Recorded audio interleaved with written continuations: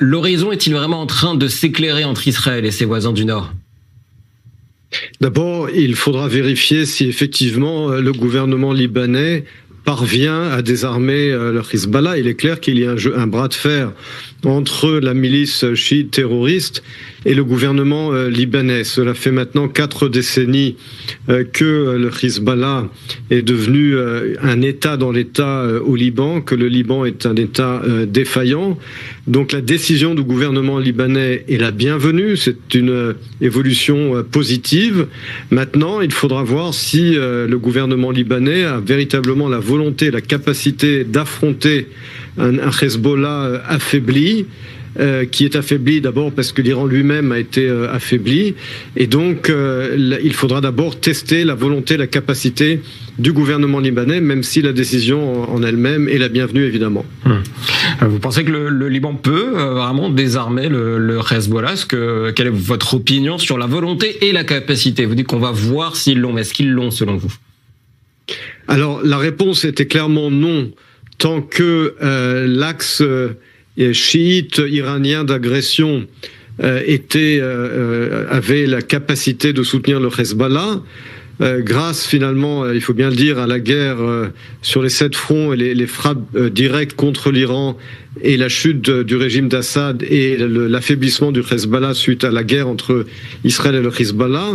Aujourd'hui, je pense que la configuration régionale permet effectivement au gouvernement libanais, s'il a le soutien des États-Unis, de confronter le Hezbollah sans que le Hezbollah puisse compter ni sur les forces syriennes, ni sur l'Iran lui-même. Donc cette capacité, elle existe.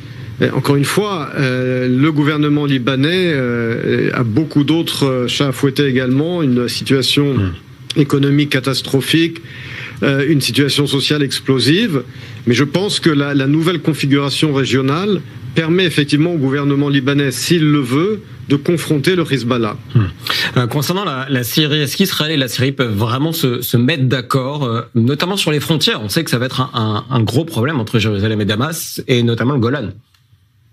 Il faut bien comprendre qu'entre Israël et la Syrie, vous avez d'un côté la plus grande puissance de la région, la 10e puissance mondiale, Israël, et de l'autre côté, un État défaillant, rongé par plus de 10 ans de guerre civile.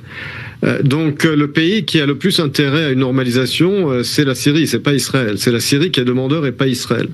Sur la question du Golan, je vous rappelle que la Syrie a normalisé ses relations avec la Turquie, en dépit de l'annexation de l'Alexandrette ou du Hatay par la Turquie, il y a déjà de nombreuses années évidemment, c'était en 1939, mais également de l'occupation d'une grande partie du nord de la Syrie par la Turquie.